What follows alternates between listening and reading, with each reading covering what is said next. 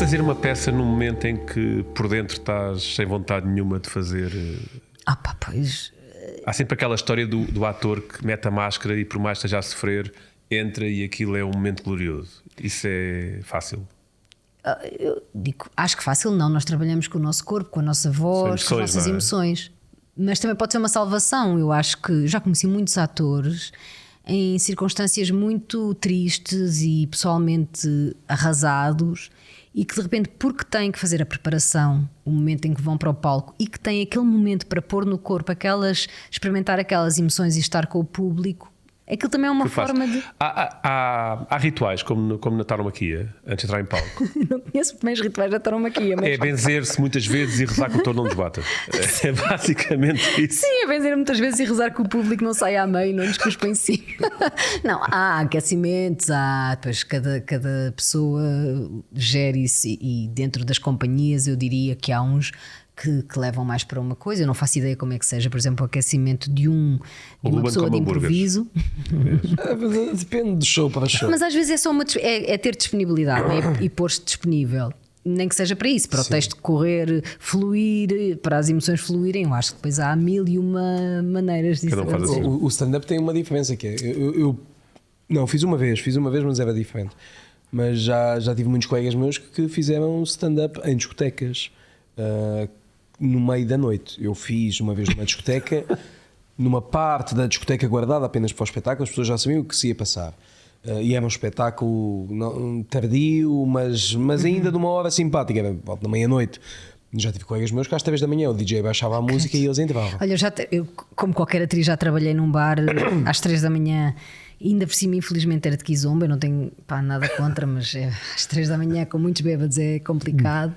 E só consigo imaginar o que seja fazer um espetáculo assim nesse contexto. É porque as pessoas não querem ver. Pois claro que não querem ver, ninguém está às 3 da manhã numa discoteca e quer ver um espetáculo. Há pouco tempo, mas isso foi por outros motivos. Eu fui fazer a abertura do roast ao João Seabra em Braga, que é uma humorista de Braga, claro que era em Braga, e foi um gosto enorme. E eu entro em palco, meu nome é Rui Branco, sou de Lisboa, e eu sou um gajo lá de baixo, vai-te embora. A recepção que se pode porque o stand-up tem esta diferença do teatro, que é, as pessoas acham que tudo o que nós dizemos enquanto stand-up comedians não é o Ruben Branco stand-up comedian, é o Ruben Branco pessoa que diz. Pois se eu digo, eu tenho uma piada que não vou dizer aqui. Penso que já viste, que é sobre a minha mãe e a minha irmã, e sobre como elas possivelmente têm uma ocupação profissional que não passa fatura.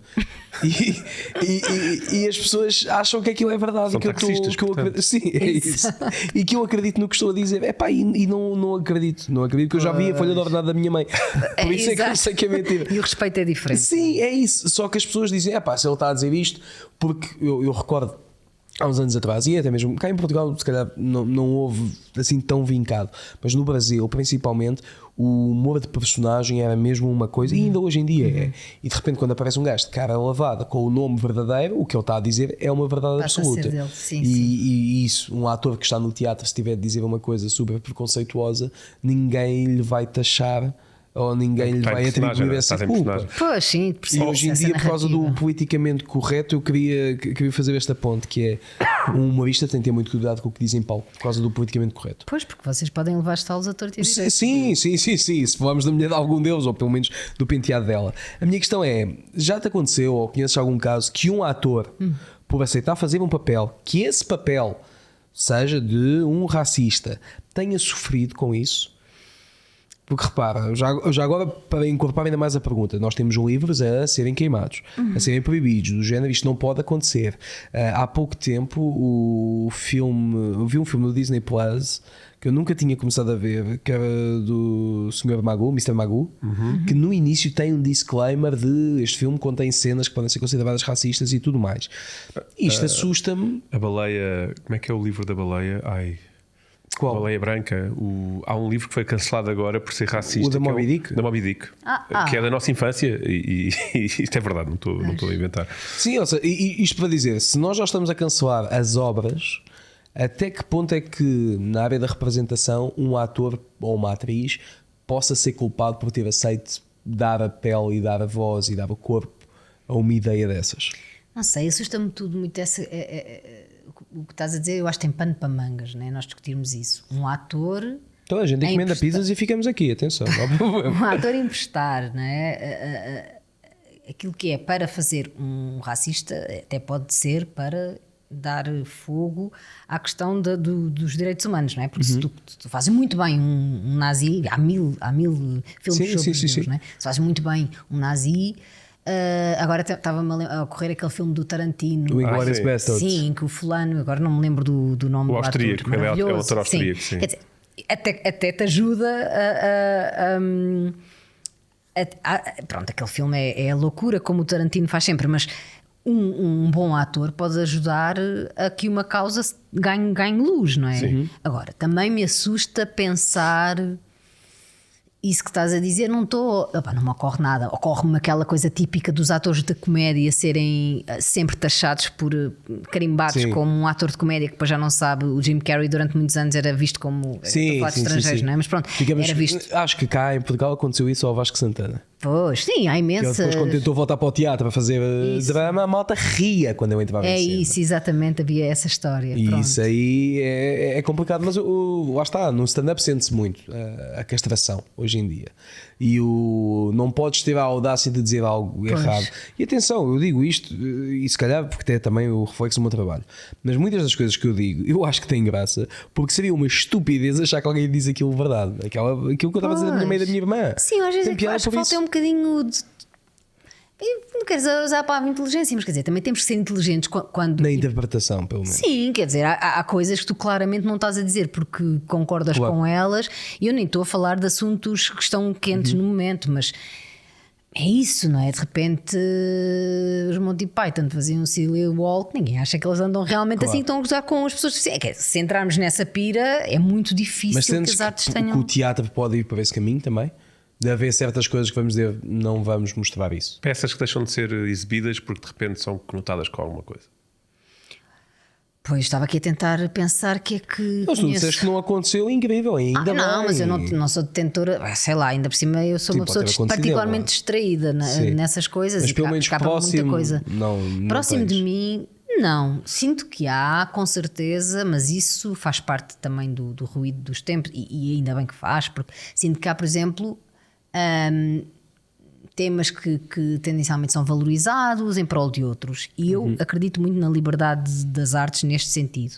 Eu acho mesmo que se um criador quer fazer uma peça só sobre vinho, não me importa nada que alguém ache que isso não é um contributo para a sociedade. E acho que tem tanto valor um artista fazer uma coisa muito autobiográfica como uma coisa altamente em prol dos direitos humanos. Ainda bem, e até me sinto feliz que neste momento, por exemplo, se esteja a debater tanto as questões de género no campo das artes, as questões raciais no campo das artes. Portanto, tudo isso para mim faz sentido. Eu não conheço nada que tenha sido cancelado, mas eu também, quer dizer, Claro. eu acho que há coisas que eu nem sei, nem dou muito importante. Olha, antes de passarmos aqui para outro tópico, eu ia pegar uma coisa que tu disseste. Tu disseste há pouco que quando estiveste no conservatório fizeste peças mais clássicas e mais difíceis nessa altura de fazer. Nós olhamos para aquilo que é hoje em dia muitos jovens a quererem se ingrar na carreira de atores. Alguns deles primeiro tinham que ser atores, mas isso é outro caminho. Tu achas importante, e dando aqui uma palavra para quem nos está a ouvir, achas importante esse ir à academia beber das fontes? Essa iniciação pelo conservatório ou pelos conservatórios da vida é importante? É um pilar que não devia ser descurado? Eu conheço muitas pessoas que são excepcionais profissionais e que não o fizeram e que aprenderam por via de muita experiência. Eu defendo sempre, e às vezes vêm ter comigo miúdos e miúdas que querem seguir teatro, eu defendo sempre que é importante a academia, sim. Eu acho que é importante como é importante para outra profissão qualquer. É onde tu te cruzas com vários métodos, vários professores. A minha experiência é da ACT e da Escola Superior de Teatro e Cinema, que chamamos conservatório, e foi dos sítios onde eu conheci pessoas extraordinárias, onde eu aprendi realmente muita coisa, e portanto eu sinto que isso foi muito importante para mim. Para quem nos segue, se calhar, e não nasceu na década de 70 ou 60, não vão perceber isto, mas a pergunta é: o conservatório é tipo o nosso Fame? Ou não? Quem me dera. Não é no shitex da coisa, quer dizer, nós não andamos para lá dançar nos corredores, mas há um lado que é, sim, tu experimentares de uma forma muito rigorosa. Há certas coisas, por exemplo, a ideia de que tu adquires quando estás numa escola de teatro, que aquele grupo de pessoas que é a tua turma e que naquele caso passa a ser quase a tua companhia, né? Não pode trabalhar assim, tipo, portanto, tu não podes faltar porque te apeteceu ir para os copos. Eu agora isso já não se faz, mas quando eu andava na Escola Superior de Teatro e Cinema, com 3 faltas injustificadas, chumbavas o ano. Portanto, não havia bem aquela coisa de não aparecer e não digo porquê. Porque realmente a tua contracena está lá, quer dizer, tu vais fazer a cena do Romeu e Julieta, falta-te a Julieta, claramente não é uma profissão para funcionários públicos, não é? Minha mãe é funcionária técnica tributária, portanto eu não posso dizer nada em relação a isso, não. Quando for a leiria, não foste tu que disseste. Exato. Ou seja, as nossas mães têm profissões duvidosas. Tudo bem, vamos seguir. Ana, pegando aqui noutro tema, tu já disseste, estás neste momento a ensinar peças que são escritas por ti, mas quem for procurar descobre livros escritos por ti. Como é que surgiu esta parte da escritora? Olha, surgiu. Eu sempre escrevi, ou seja, sempre gostei muito de escrever, sempre fiz isso em paralelo com representação. E na altura em que veio assim aquela crise mesmo, o pico da crise ali de 2010, 2011, sim, por aí, não há de ter sido o pico aí, mas pronto, quando estávamos aqui todos muito arrasados, como agora voltamos a estar, sim, ao nível de falta de financiamento para teatro, eu senti que as companhias estavam com muita dificuldade em contratar atores, etc. Eu voltei à carga e lancei-me assim a escrever textos para concursos e ganhei na altura os Novos Talentos FNAC da literatura com um conto e depois umas outras coisas que me levaram à Espanha, à China, que é incrível, não é que eu escrevesse em mandarim, mas porque escrevi um projeto que acabou por ser acolhido em Xangai. E comecei a investir nessa parte da prosa, não só do teatro, mas da prosa. E curiosamente a Rita, que era amiga da minha irmã, que é psicóloga e que trabalha com crianças, era também ilustradora e disse-me: olha, vamos lançar o Estranho Apetite de Belo Mundo, que foi uma história que eu tinha e que ela decidiu ilustrar à Porta Editora, e a Porta Editora acolheu também esse texto projeto. Sim, e a partir daí pronto. Mas há um que eu gostava que tu abordasse um bocadinho, daqueles que eu vi, este foi aquele que me marcou mais, é o Pescador das Nuvens. E porquê? Isto é uma história entre um neto e um avô, sim, não é? E hoje em dia nós estamos com uma sociedade em que esta ligação de gerações está-se a perder. Os miúdos cada vez mais estão presos nos iPads e nos tablets, enfim, não há propriamente uma ligação tão grande. Nós antigamente, eu lembro quando saí da escola ficava com os meus avós, e se calhar isto é comum a todos nós. Hoje em dia os miúdos ficam na escola até os pais lá irem buscá-los. Os avós ainda trabalham, enfim. E por isso marcou-me. É um livro que ainda por cima tem um prémio em Almada, segundo o que eu sei. Sim. Queres-nos falar um bocadinho sobre ele? Porque eu acho que ele realmente tem essa mensagem que era importante passar. Sim, o prémio foi o Maria Rosa Colasso, que é um prémio de literatura infantil e juvenil, e ficou nos finalistas do prémio Barco a Vapor, em São Paulo. E o livro, na verdade, foi inspirado pela minha relação com a minha avó e com o meu avô, que também, quando eu saía da escola, ficava com a minha avó. E eu tenho um irmão mais novo, que tem 13 anos agora, e que quando era mais puto, ele tem uma relação muito gira com o avô dele. O avô dele foi piloto de aviões, eles têm assim uma relação mesmo de parceiros. Eu tinha acabado de chegar de Xangai, e em Xangai eu achava muita graça porque há essa ligação entre os velhotes, portanto as camadas mais envelhecidas da população e as crianças é muito próxima, e tu sentes mesmo essa relação deles. E eles têm um hábito de às 6 da manhã ir para a margem do rio lançar papagaios de papel. Eu achava aquilo uma delícia, achava mesmo poética. Mas sóbrios, fazem isso sóbrios. Às 6 da manhã acabados de acordar, não acabados de sair da discoteca. As pessoas de 80 anos. Não. Podiam estar numa... Não sei. Sim. Com 80 anos, eu acho que também meio copo já estão... Sim, tinham visto o teu amigo a fazer stand-up às 3 da manhã e dançar aqui. Não, mas não era o caso. Eles estavam sóbrios, fazem muito isso. E eu achava aquilo bonito, e que fazia-me lembrar os pescadores invertidos. Na China tudo é invertido, as pessoas comem na rua, lavam o cabelo na rua, portanto é tudo ao contrário. Eu senti que me tiraram o tapete debaixo dos pés quando estive em Xangai, da realidade. Quanto tempo é que lá tiveste? 3 meses. Já é tempo para sentir, sentir o cheiro do stinky tofu, como eu sei. E apeteceu-me escrever uma história sobre isso, sobre a morte de um avô, na verdade. Que é um texto triste, não é? Eu acho que não. Eu sou muito a favor de que os temas, a sombra e a luz, podem conviver como temas que discutimos com as crianças. Acho que depende da maneira como se faz. Quer dizer, não, pôr os miúdos completamente desesperados. É uma metáfora, portanto, este avô leva o seu neto, eles são os dois Rodolfo, leva o neto a pescar nuvens com o seu papagaio de papel. O livro vai ser agora editado no Brasil pela editora Estrela Cultural e fiquei a perceber que foi todo traduzido para, em vez de papagaio de papel, é pipas, que é maravilhoso. Sim. Pipas? Sim. Os papagaios são pipas. Nós, quando se fala dentro do meio do stand-up de atual ao vazio, é tipo, ok, mas já conheces alguém? Não, então tens de falar com alguém para corrigir o texto. Pois. Porque há uma série de expressões, por exemplo, nós cá dizemos, língua, a dada altura aquilo aconteceu. No Brasil a altura é mesmo altura. Exato. Eles ficam a tentar perceber que. A dada altura aquilo aconteceu, mas que altura? Uma vez esta história, o episódio, nós estamos a conversa sobre ti, mas já que puxaste isso, uma vez estava em São Paulo a dar uma entrevista e perguntaram-me qual tinha sido o meu primeiro negócio e eu disse que tinha sido uma relote de cachorros quentes. E eles achavam que cachorros eles achavam que eu vendia carne de cão e portanto a coisa correu mal. Mas tinhas feito isso em Xangai e já te corria bem. Já me tinha corrido bem. Sim, mas podia ter corrido bem. Eu tenho uma questão para te colocar eu gostava que tu acabasses essa vertente do livro. Portanto, estavas a passar a mensagem e depois voltamos a Xangai, mas a mensagem é realmente o avô leva o neto e de repente o avô desaparece. Não é bem desaparece. Vocês têm que ler o livro. Eu já li. Parte se há um dia que o avô fica doente e o neto vai sozinho pescar nuvens e no meio de uma tempestade pesca um bocadinho de um raio de sol dentro de uma nuvem, pesca um arco-íris e sim, e o neto leva o avô para os seus sonhos, no fundo. Voltando a Xangai e voltando aos avós, aos tais jovens, na Ásia, e se estiveste lá 3 meses, se calhar podes-me corrigir, mas eu tenho essa experiência. Antes de perguntar o nome, pergunta-te a idade. E há um respeito enorme por isso. Isso perdeu-se em Portugal. Opa, se perdeu em Portugal. Eu acho que aqui no Ocidente a relação com a idade é diferente. Não gostamos, não é? Não gostamos.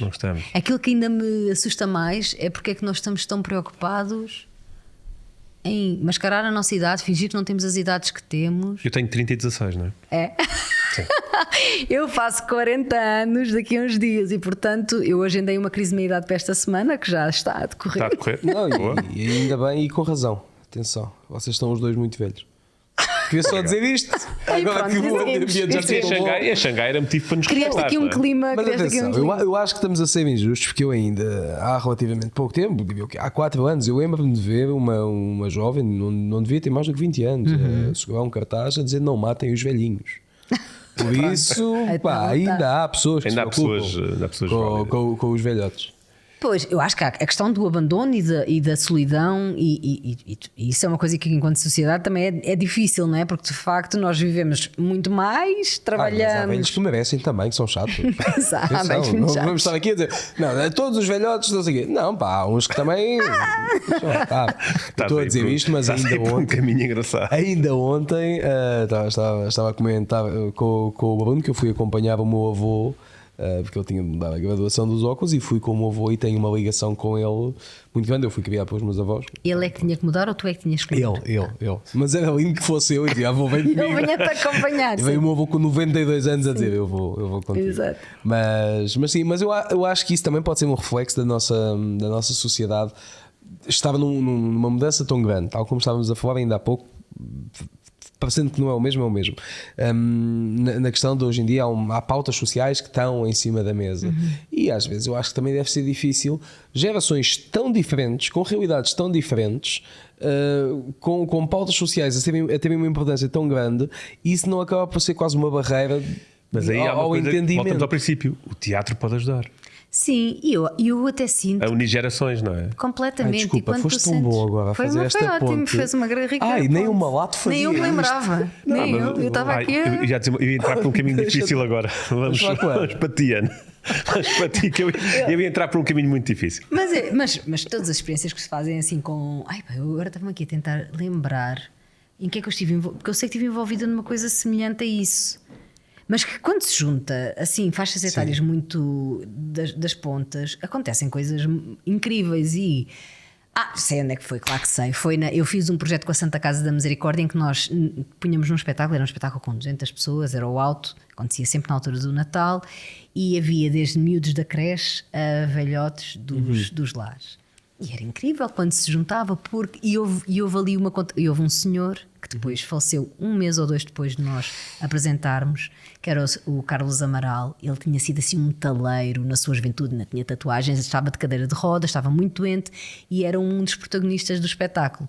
E como nós precisávamos ensaiar e ele estava doente e ia fazer tratamentos, eu levava miúdos para ensaiar com ele porque eram contracena, eles faziam de netos. E era lindo de se ver. E aquele lar, que era um lar em Marvila, ganhava vida quando entravam aqueles miúdos para ali adentro. Portanto, isso é isso. Nós também temos que quebrar assim um bocadinho alguns preconceitos que temos sobre para os velhotes e os miúdos que canções velhotes. O teatro é intemporal e é intergeracional, não é? Completamente, Não há... absolutamente. Não há idade limite, não há. É de desgaste rápido, como falávamos há bocado fora, mas não há idade limite. Na peça de teatro, As Palavras Escondidas no espetáculo, temos o José Peixoto, que tem 80 anos, e a Nelma, que tem 18. 2 atores profissionais em cena. E tem esta.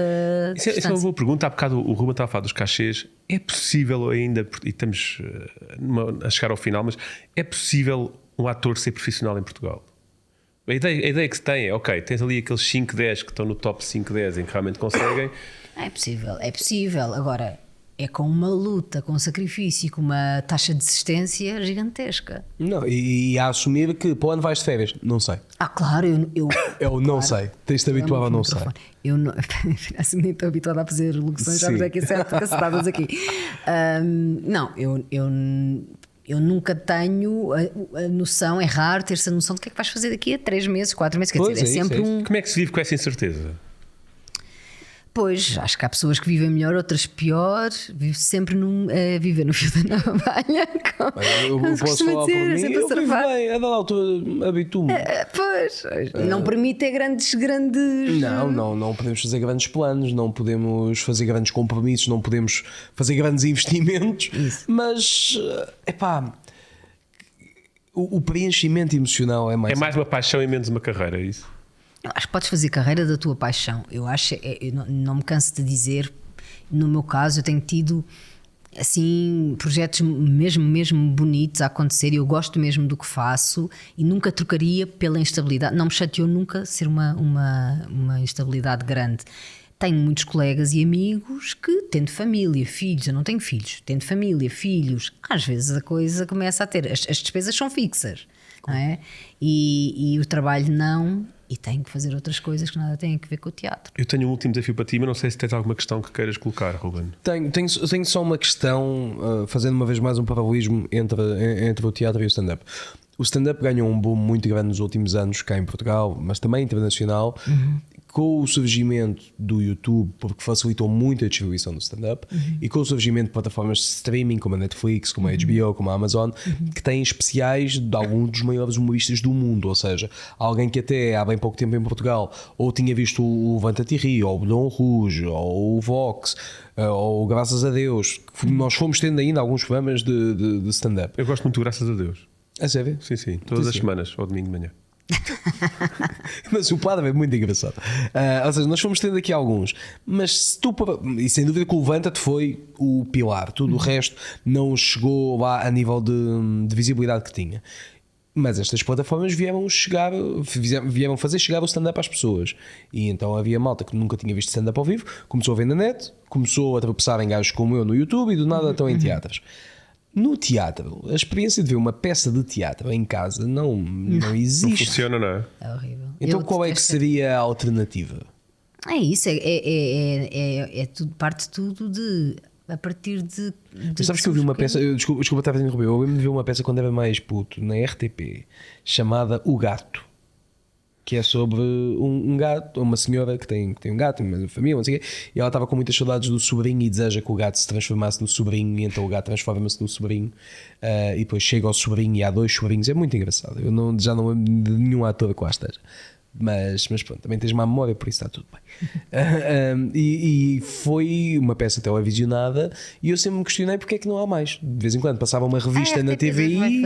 Sim, mas o teatro é para ver ao vivo, é feito para ver ao vivo. Como stand-up, quer dizer, traz essa experiência, é óbvio que pode passar e que sim, pode mas fazer a partir do momento que eu vendo mais, eu aceito que tu televisiones o stand-up, não há problema nenhum. Sim, mas vai lá dizer aos canais para televisionarem, quer dizer, não devia haver uma obrigação. É isso. Eu ouvi, a última vez, antes de entrar para o estúdio, a RTP era pública, não era? Não, mas a RTP2 faz. Não faz. Mais ópera. Verdade, mais ópera. Está a fazer gravação de espetáculos e com algum rigor, porque depois também teatro filmado tem que ser mesmo bem filmado. Mas eu acho que parte sobretudo de pais levarem os miúdos ao teatro, escolas levarem os miúdos ao teatro e não ser naquele formato somente de vamos ali à escola. Dá-te jeito de ver isto. É, exatamente. É a mesma coisa, como os livros, não é? Sim. Se for apresentar um livro a um miúdo, que é naquelas tuchas, eles vão ler os resumos da Europa América, ou sei lá. Sim, ficam despachados mais rápido. Não é essa a ideia. Não é esse o propósito, não é? Sim, não é essa a ideia. Nós temos. Eu tinha um desafio agora é um desafio que não é propriamente uma coisa muito difícil. Mas subir uma parede escalada. Exatamente, que é uma coisa de crossfit. Isso seria terrível para todos aqui, acho eu. Não, porque o desafio é para a Ana, para mim seria incrível. Só ficava alguém a ver a sua parede. Não, que era.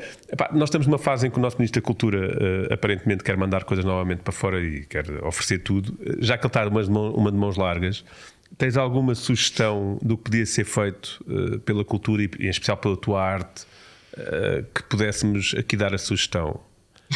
Ele está numa de oferecer, ele agora vai oferecer as peças de arte novamente aos países de origem, e, portanto, já que ele está numa de oferecer. Coisas estruturais que podiam acontecer, assim, há dias estava a discutir isso com colegas em Portugal há pouco, mas isso não é tanto uma questão de Estado, é uma questão de pensamento até económico, que é a ideia daquilo que acontece no Brasil, que é às páginas tantas, em vez das grandes empresas pagarem impostos, serem, eu não sei como é que é em termos legais. Eu acho que cá não há muitas a pagar impostos. Esse é o primeiro problema, não é? Porque vai tudo para as offshores, não sei o quê. Pois, vai tudo para o Panamá. Não, eu diria que era fazer um elo, tentar mesmo criar de uma forma estruturada como é que se conseguia pôr, canalizar dinheiro que, sim senhora, existe de lucros e de negócios que nada têm a ver por vezes com a cultura e tentar perceber como é que podia haver tipo um subsídio parceria. de cultura para os colaboradores, tal como há o subsídio de alimentação. Pois, ou uma espécie de, olha, em vez de pagar X% ao Estado, desses X%, 2%, que não é assim tanto, você escolhe a companhia ou as companhias a quem quer dedicar. Sim. Há um banco que comprou um teatro há uns anos em Lisboa, não é? Tem o nome, não vale a pena dizer o nome, porque eles não nos pagam. Exatamente. Começa por B e acaba em A. Exatamente. Mas isso acontece, ainda há alguns mecenas. Sim, acontece. E depois, acontece ainda pouco o mecenato. E depois... eu acho que a ideia de perceber que podia ser menos burocrático, porque as companhias candidatam-se a bienais e quadrienais, mas é preciso ter uma estrutura de companhia. Eu conheci, acho que foi quando estava no festival em Malta, australianos, sim, que me explicaram, na altura tinha recebido apoio da Gulbenkian para fazer o meu primeiro espetáculo, eles tinham recebido um apoio do Estado deles e era mais ou menos o mesmo valor, portanto eu estava assim a queixar, é tão pouquinho dinheiro, uma pessoa não tem nós temos mais ou menos o mesmo. O que acontece é que depois há uma grande plataforma em que todos os teatros municipais, não é que todos tenham que comprar o espetáculo, mas há uma rede mesmo, os espetáculos têm que circular pelo país e que um bocadinho ao encontro daquilo que falavas há bocado, não ficar só no Grande Lisboa e no Grande Porto, ou seja, haver mesmo o interesse. É evidente que há ótimos programadores espalhados pelo país, mas é realmente difícil pegar num espetáculo e pô-lo a circular. Os municípios muitas vezes, as variações da cultura variam de acordo com o partido que ganha, portanto as coisas não ganham sustentabilidade. Era, no fundo, esta era uma proposta, não ser tão burocrática, a questão de como é que se faz a venda e a compra de espetáculos, poder haver uma carteira dos espetáculos que existem, os programadores serem eles próprios mais proativos na procura do que é que se passa, basta sair para as periferias e os programadores já não sabem o que é que se está a passar. Depois eu acho que há uma grande problemática que é stand-up e havia zonas que nem sequer sabiam o que era stand-up. Não faziam. Programadores de teatro que não sabiam sequer.